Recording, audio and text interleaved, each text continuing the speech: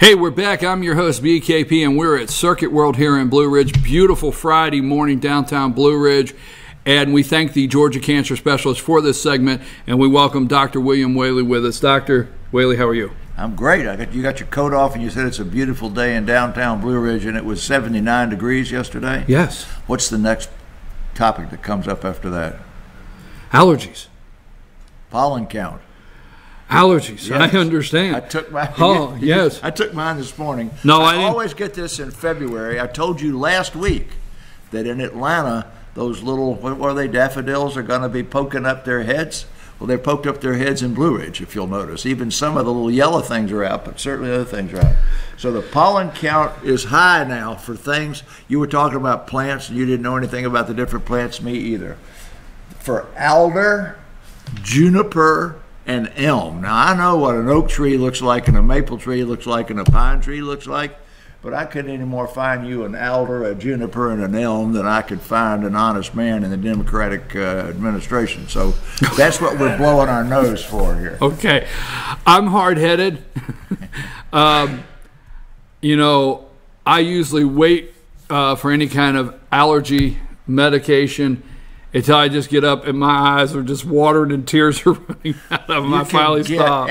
I mean, we don't have any Costco's up here, so I'm going to say this. You can get 365 10-milligram loratadines, which is Claritin, at Costco for $14. And you get 10 Claritin at the regular drugstore for $14. Okay. So they're cheap, and I'm taking them. Write that down. We're going to order that online today. All right. Good. Okay, so let's get right into, before we get started with our questions, because allergies, yes, but it is beautiful. Did that map come up? Yes, it did. Show that map, and we'll talk just a minute about the flu. Okay, we're back to the flu. We're back. Allergy. Okay, show the map. All right. You got the map? I got it. Now, is it really obvious that that map is bright red in virtually everywhere except Oregon, Hawaii? Yeah, just the... That's the distribution of the flu in the United States at serious, severe levels where emergency rooms have shut down access to people with flu-like symptoms and are meeting them in the parking lot or in trailers. And in all of those states, as of yesterday, the CDC says, take your flu shot. Now, who ever heard of getting a flu shot the last week in February? Not me. I've never heard of it. But that flu epidemic is going to go on till mid-May, and that map came out last night. So there's your mid-May. Okay. And it's very serious. Georgia's the worst state in the union. Okay. Okay, allergy, flu. There's 1, 2. Any current event opening statements before we get to questions? No, I'm not going to get into the... Nothing? I'm not getting into the NRA or gun control because you know me. Jane's Twitter account, they posted, this is a typical bot or non-real person, and it was Jane's. I'm a 70-year-old grandmother, Christian. So was they took her Twitter account and labeled it not a real person? Not a real person. So she went back and said, I'm a real person. I said, well, did you tell him that your husband is a 78-year-old, still employed deputy sheriff, and he carries a gun? She says, no, but I will this morning. But wow, so can't wait to hear it. I'm not getting into the NRA card or the gun control card. Okay, I can understand. You can understand why. All right. Yes, I can understand. Now, this is interesting to me, and I like this question because I really only drink water. I don't drink carbonated drinks. Oh, you're going into that one first. Yeah, can I go there first? You go anywhere you want. I spent hours on the gene question. But Nope. No. I wanted that one last. Okay, good. All Let's right, go for the water question. All right, but actually, I only drink water, but I drink with lemon. Everywhere I go, when I go to a restaurant, water with lemon. Is that help prevent kidney stones? Also, I've been told not to drink city water. What is the best water to drink?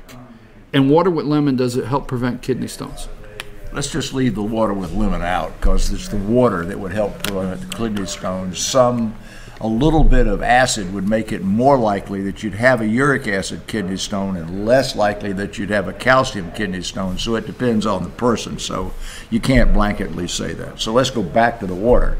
Yes, a good intake of water of any type will diminish the possibility that you'll have kidney stones of either type, because the concentration of the chemical in the urine would be less. But let's get back to the tap water, because so the answer to the question about the kidney stones is yes, water can help a little, and lemon would only help one type and not much, but it's basically the water that would help. Let's get into the is bottled water better, which is what the basic what the question actually was. I've been told not to drink city water. Okay. What is the best water to drink? That's really the big question here. I've been told not to drink city water. What's the best water to drink? Probably the biggest hype in the world, not just in America, is the bottled water craze in developed countries. If you take Central and South America, Africa, Asia, and places with developing economies, the only safe water is bottled. And that water is city water from some place like America that has been filtered and put in a bottle. It's not spring water or anything else. Dasani water, which is I think the largest seller in the United States, is tap water. Aquafina water, which is the second biggest seller in the United States, is tap water. So the issue is the convenience of the bottled water and the sort of erroneous thought that something's wrong with city water. I actually got into the Blue Ridge water. There's 10 pages here that I've gotten from the feds, but Blue Ridge water is totally 100% safe. They are much more highly regulated than the people who make the bottled water. So the product that gets delivered to your house is not only safe to drink, but probably better to drink than bottled water, particularly if there are children in the house or adults who have teeth. Adults who have teeth, because some adults don't have teeth, or adults who happen to have bones. So if anybody in the house has a bone or a tooth or a child, then city water has fluoride in it and bottled water doesn't. Now you got those doomsday people, and you know you've got one on your panel at 10 o'clock, at 8:45, who thinks that everything that anybody does bottled water is not safe because the Illuminati is putting something in it that's going to control our minds or something. So okay. You got it. The answer to that's the truth. I mean, I don't know what she says, but just ask her. But the bottled water, the city water that is delivered to your house is totally safe, much more highly regulated than bottled water, and it contains just the additive that I mentioned, fluoride, which is beneficial to preventing tooth decay in kids, bone health in adults. And my generation, we all went to the dentist before we ever had adult teeth, and then we had dental stuff all the way through high school. They didn't have any Novocaine. They drilled us to death. I've got 4 daughters, and I don't recall any of the 4 ever having had a cavity. That's not because of Colgate. That's because of fluoride in the water. Now, here's where the issue happens. Much of the housing in this area, for example, my house is 60 years old, and some of the plumbing is 60 years old. And the product delivered to the house may be safe, but the product delivered to the sink may not, because of the deteriorating copper pipe or lead pipe. And the recommendation is, if you're in an older home that doesn't all have plastic plumbing, that you go and get your water tested at least once when you buy the place, and then every few years, so that you're not drinking water that deteriorates when it gets to your house. You still with me? Mm-hmm. Lastly, if you take all the bottled bottles of water that are consumed in the United States, and 500 million are consumed a day, and stack them up, they will go back and forth to the moon 8 times in 1 year. And the issue is the pollution that they're getting from that bottle and the energy that's consumed in making that bottle, and then what happens to that bottle after you get finished with it. So there's no expert in the world who's not a doomsday person who suggests that you drink bottled water in developed countries, and everybody says drink bottled water in third world countries because what comes out of the pipe will kill you. Drinking bottled water, not to bore the audience, but my favorite Leave It to Beaver episode is when Beaver gets tipped off that Mayfield's going to shut down the water for the afternoon, so he goes and he gets a major big jug full of water, and he puts it in his wagon. Then they shut it off, and all the older kids are doing chores in the middle of the summer, and there's no water, and Beaver's going around and he's selling water, and Wally looks at him and says, "Beav, no one will ever pay for water." Yeah. And that's one of my favorite episodes, because no one would ever pay for water, and boy, do we buy it.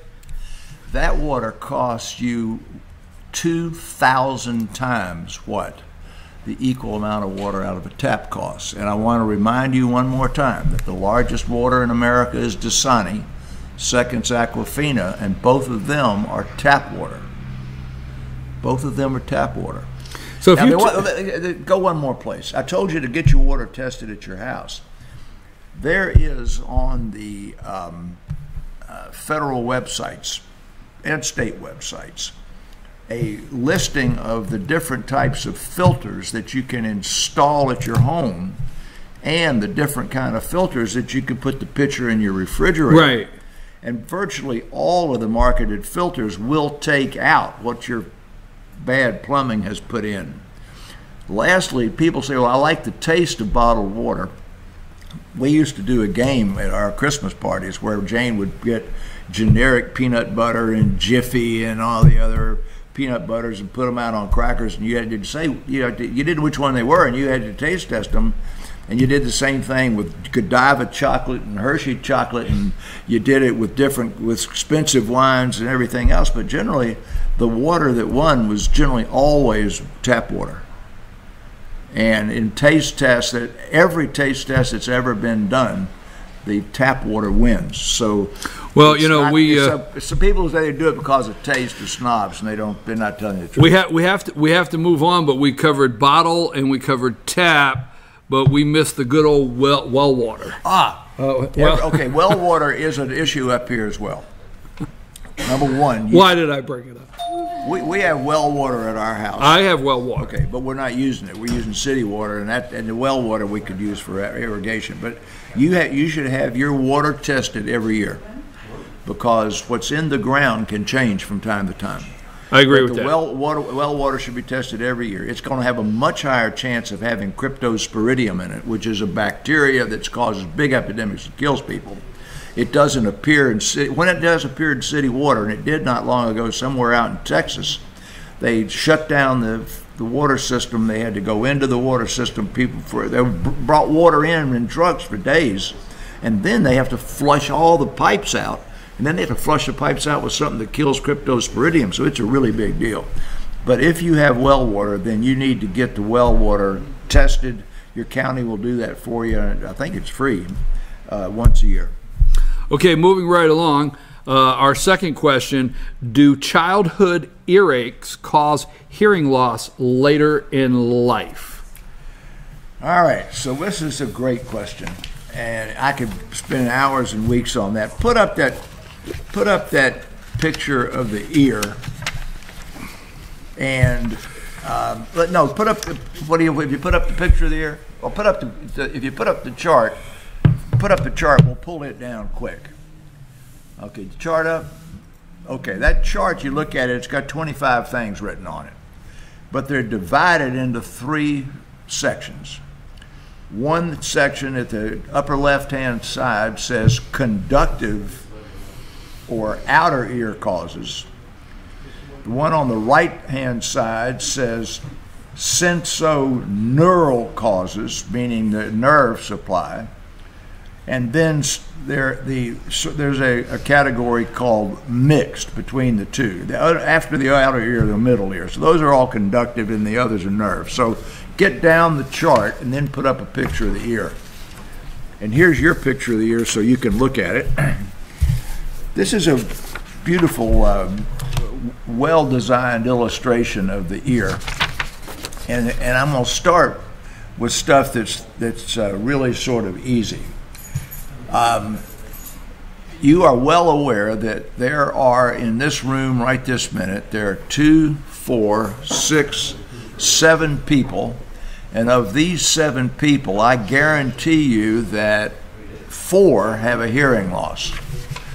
And the 4 that have a hearing loss, and I left you out. I don't think you have a hearing loss. Okay. The 4 that have a hearing loss. I have somebody I want you to tell that to. The 4 that have a hearing loss have gray hair. And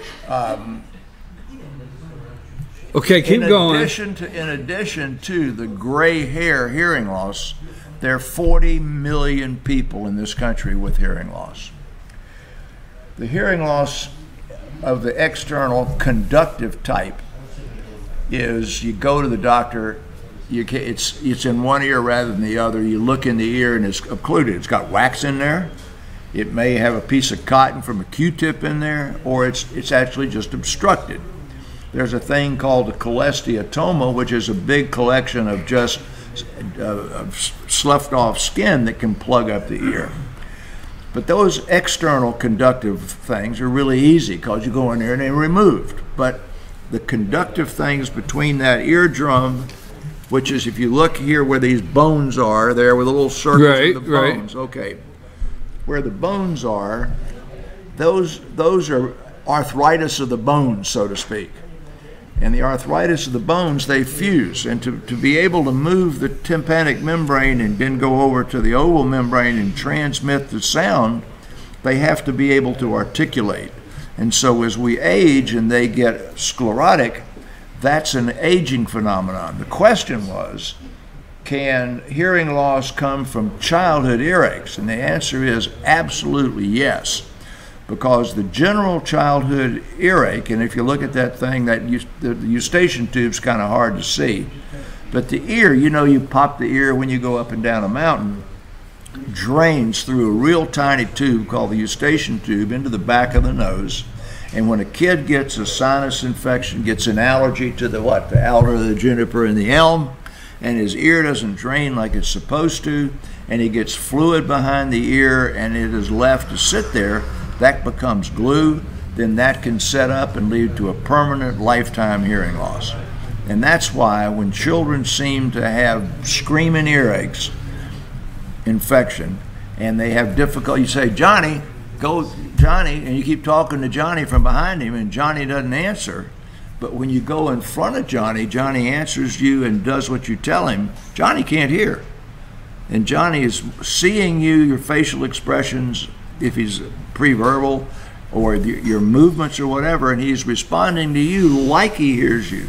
So it's very important. The answer, the person who wrote this question is right on. It's very important that if your kid's got a screaming earache, or if you're standing behind him or to the side talking to him or her and they're not responding to you, you get them to a doctor because it can cause permanent lifetime hearing loss. There you go, folks, and I do appreciate that question. And there's nothing that when my children were our children were little, there was nothing that broke my heart than the kids having an earache. I mean, just a screaming earache. Do childhood earaches cause hearing loss later in life? Yes, it can cause permanent damage. Get those kids to a doctor. I really appreciate your answers on those questions right there. Now, I asked a question last week, and immediately I was told that's not a medical question. That's not a question asked the doc. That's what I was told, okay?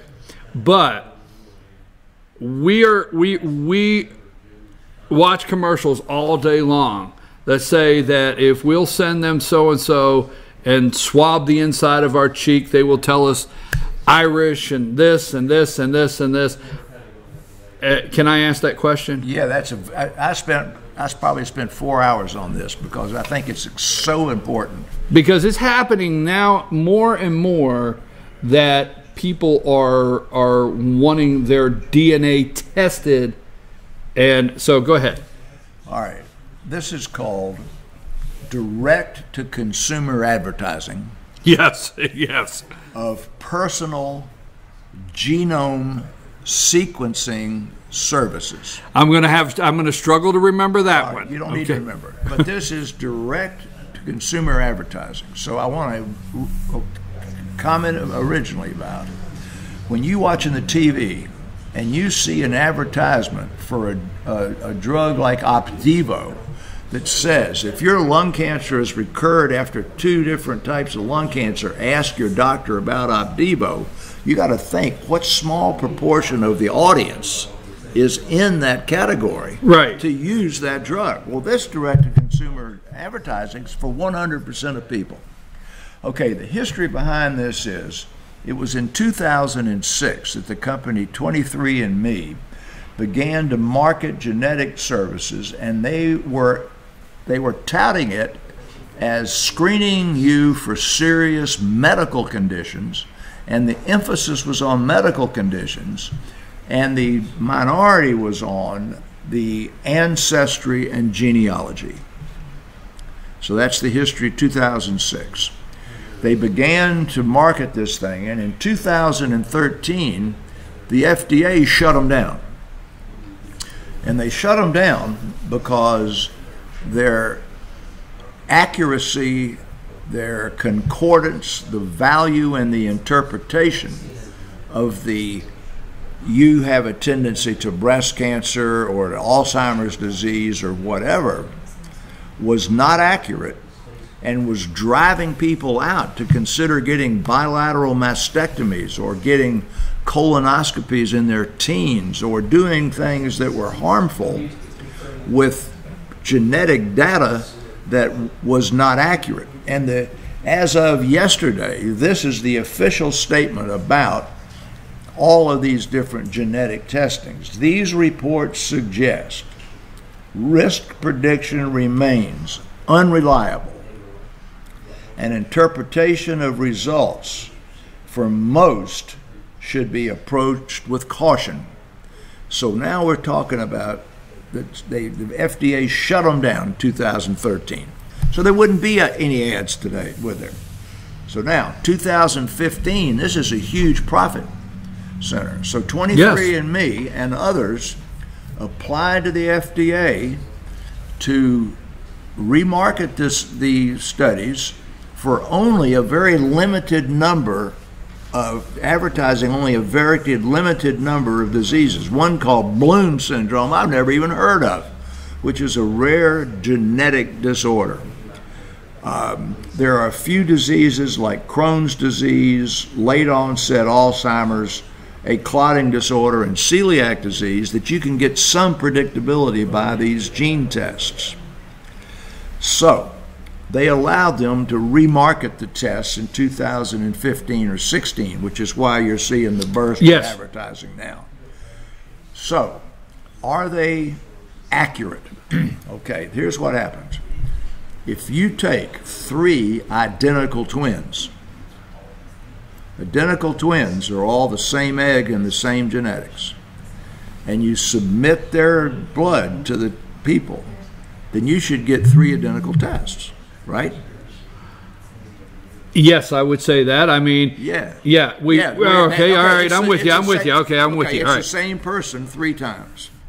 Or you take 5 swabs from you, and you send the 5 swabs from you in with 5 different names. You should get 5 of the exact same test. So if I do 5 swabs and send one in as John, one in as Bill, one in as Larry, John, Bill, and Larry should get the same result. Exact same result. Oh, okay. Now, now here's where it comes up. You get about 50% agreement in the part that's diabetes, heart disease, lupus, and that sort of stuff. You get about 66% agreement in some of the other things, and you get about 70% agreement on the Scandinavian, African, Italian. So the way they're advertising it today is to emphasize, learn about your ancestry. Yes. And that's the marketing. Not the disease. But what they give you back is a panel that has all these disease things in it that to really interpret it, you need the assistance of a professional. And family doctors are not trained. The people that are trained to give you the value here are genetic counselors and people in either an expert in Crohn's disease, breast cancer, or the disease you're worried about, who will know about the genetics of that disease, or my wife's family has gone to a genetic counselor because of an high index of suspicion of colon cancer, and they got tested for everything, and they had a real genetic counselor help them interpret it. The danger of these tests are that people who are overly concerned about health will see that thing saying that breast cancer may be elevated, and do like I said at the very outset, go to their doctor and say, here's the gene thing.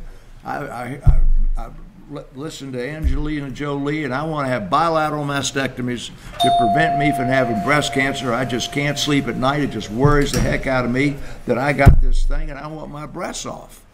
Well, unfortunately, that's the downside, and that is what happens.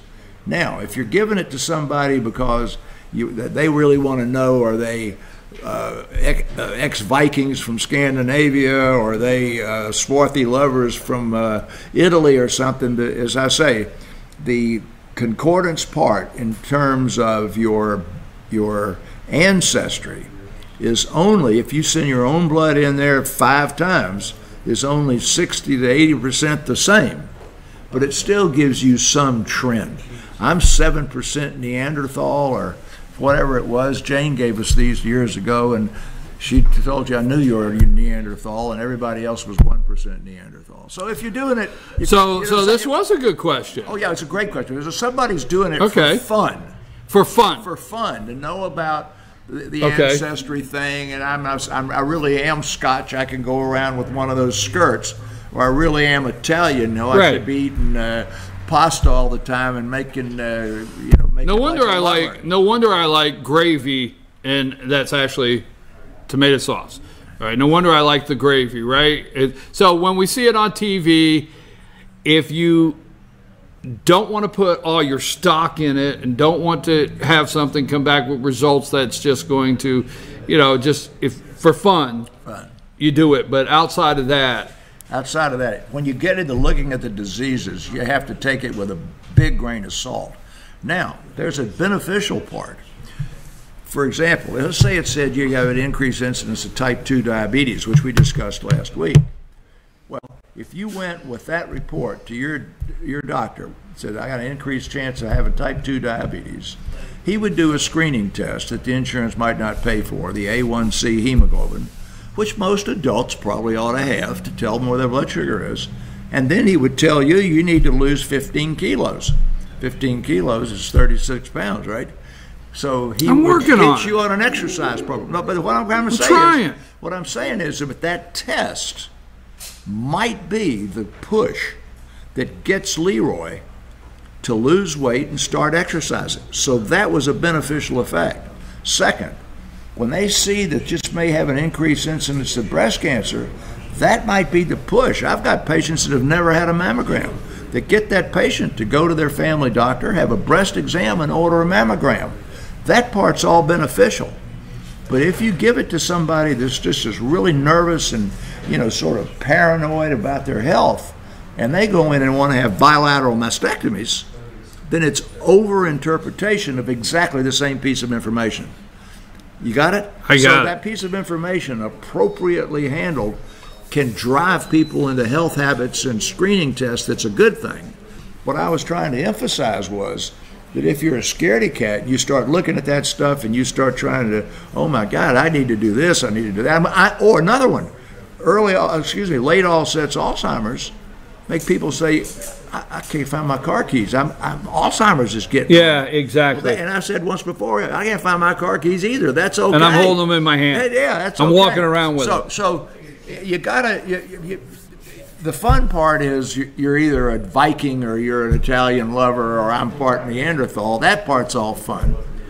And the disease part, if it gets you to wake up and go to the doctor and talk and get some advice and do your colonoscopy not overreact. Not overreact. Dr. Whaley, I thank you so much because I have wondered that. I've watched these commercials and I've wondered that. And so I'm glad I asked that question. Now I have an all-star panel over here ready to go. They are fired up. They've got a lot to talk about. The NRA card. The NRA card. But we have we never leave without giving you that one closing minute that you turn into two, but it's supposed to be a closing minute. But no, I'm sorry. It's a joke. It's a joke. Huh? Yeah, you're on the clock. The all-star panel said you're on the clock. I started with it today. I started with my closing minute because I wanted to spend so much time on this genetic thing because you were right on. And whoever told you it wasn't important needs to go back and think about it. So when I said, Jane, what does an alder tree look like? I had the foggiest idea. Do you know what a juniper tree looks like? Y'all aren't here either. You know what an elm tree looks like? No. Well, that's the pollen today that's making us blow our nose.